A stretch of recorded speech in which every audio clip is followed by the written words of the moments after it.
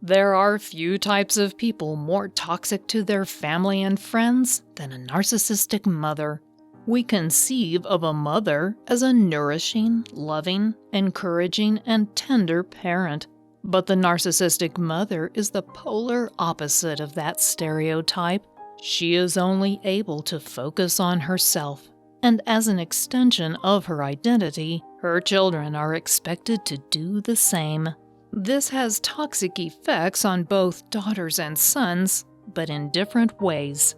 The effects a narcissistic mother has on her son are incredibly toxic to his own sense of self. Sons often see themselves as their mother's protector, and in the best of relationships, the relationship is affected by complex emotions. When you inject narcissism into that bond, the effects can be disastrous for the son who suffers at the hand of his damaged mother. For anyone who loves him, it's vital to explore the nature of this unhealthy relationship to help him heal. How a narcissistic mother sees her son. The narcissistic mother sees all her children as mere extensions of her own identity.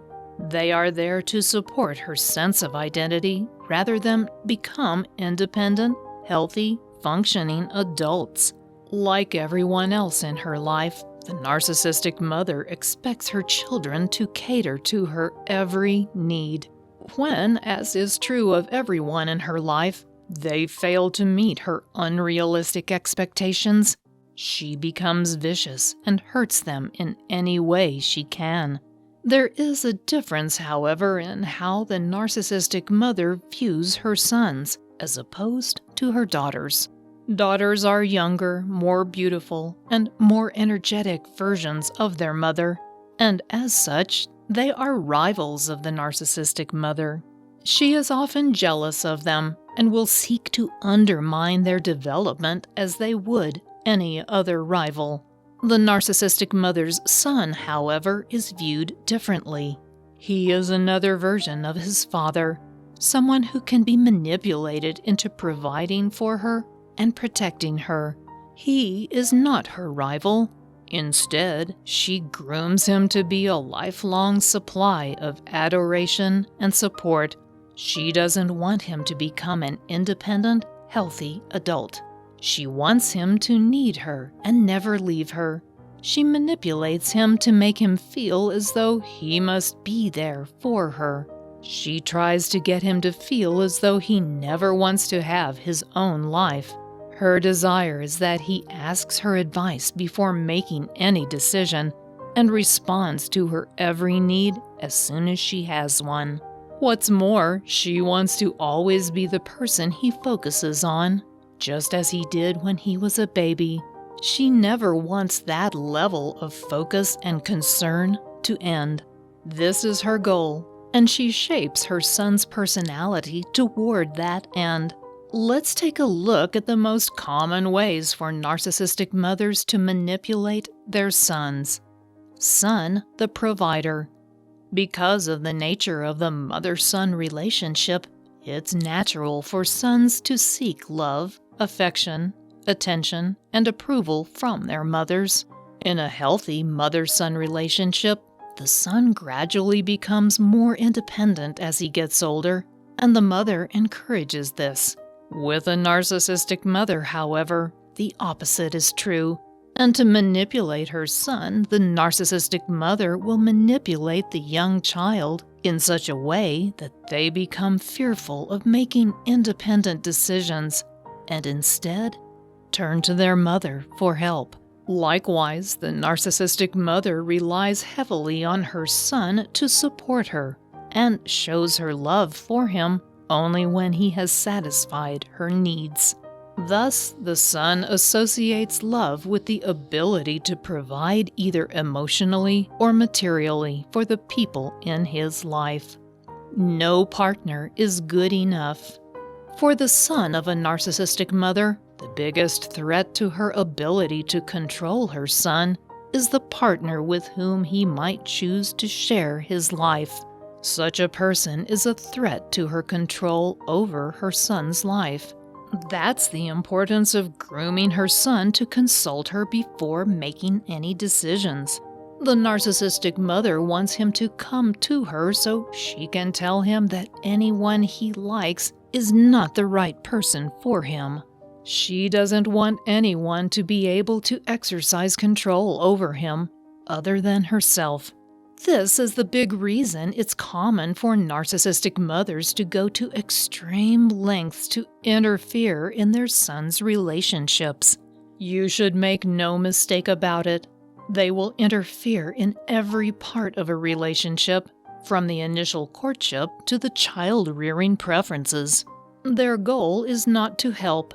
They want to cause problems because they want that control over their son. The golden child. Another way a narcissistic mother will manipulate and control her son is through creating a sense of shared specialness with him. This is true of narcissistic parents in general, but it is particularly effective between a mother and her son. The narcissistic mother creates that special bond with her son and then proceeds to isolate him from other family members. He is the competitor of his siblings and a replacement figure for his father. The latter is what the famous psychologist Sigmund Freud referred to as the Oedipus complex. According to Freud, part of the reason for conflict between a son and his father is the son's subconscious attraction to the mother. This can occur even with the sons of healthy parents, but it is exaggerated with a narcissistic mother because she encourages it. He's never good enough. One of the most toxic ways that a narcissistic mother manipulates and controls her son is by undermining his self-confidence. Despite his unhealthy attachment to her, she won't hesitate to criticize him bitterly for any perceived infraction or failure to meet her unrealistic expectations. She will show him, with her toxic behavior, that nothing he does will ever be good enough.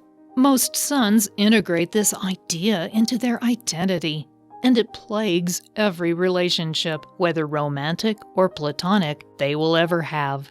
They often become obsessive people pleasers in the attempt to finally feel like they are enough. The catch-22 of this toxic relationship is that there is nothing the son could ever do to be enough. Even focusing completely on his mother's needs and desires would never be enough. His narcissistic mother cannot afford to let him develop a sense of competence, because then he might stop turning to her for advice. Prove yourself. The son of a narcissistic mother must constantly strive to prove himself, and the sad truth is that no matter what he does, he will never accomplish that. He might have just given her something she has wanted or needed, defended her to someone accusing her of abuse, or sacrificed his own future to ensure she feels secure. But none of that will ever be enough to truly prove himself to her. She will continue to demand new proof of his love and commitment to her. It drives her son to often go to extremes to try to please her. This is exactly what she wants because it gives her more control. It shows her that her manipulative tactics are working. She turns her own son into someone who so desperately craves praise that they are willing to do almost anything to please her. But this behavior also bleeds over into other relationships. The son of a narcissistic mother is often someone who will do anything to prove their loyalty, even unethical or illegal actions. Emotional incest. Many a wife of the son of a narcissistic mother has learned that she is little more than a second wife to her husband. Narcissistic mothers interfere constantly in their sons' relationships, and if a relationship actually results in marriage, that's when the narcissistic mother often takes her position as his mommy wife. The narcissistic mother has invested all of her son's life into turning him into the man she has always wanted and hoped for. Once that transformation is complete, she is ready to take her place as his true partner. It is possible that this is accompanied by physical incest, but it may be entirely emotional as well. No matter, it still inappropriately blurs the boundaries between adult and child, and it does irrevocable damage to her son. In his mother's footsteps. Another unfortunate consequence of the narcissistic mother-son relationship is that it often creates more narcissists. There are two mechanisms by which this can occur. The first is that the narcissistic mother makes him believe he belongs to a special family and is deserving of everything he wants in life. This generates a sense of entitlement, but the nature of how this is done also undermines the son's sense of self. As such, he creates a false image and infuses it with all the grandiose ideas his mother has taught him to believe. He is special. Others should give him everything he wants, and this is because he belongs to a family of special people. The other way this can happen is through a constant stream of emotional abuse that involves withering criticism and sometimes physical abuse. This destroys the boy's developing sense of self, and once again, he creates that false image and infuses it with grandiose ideas.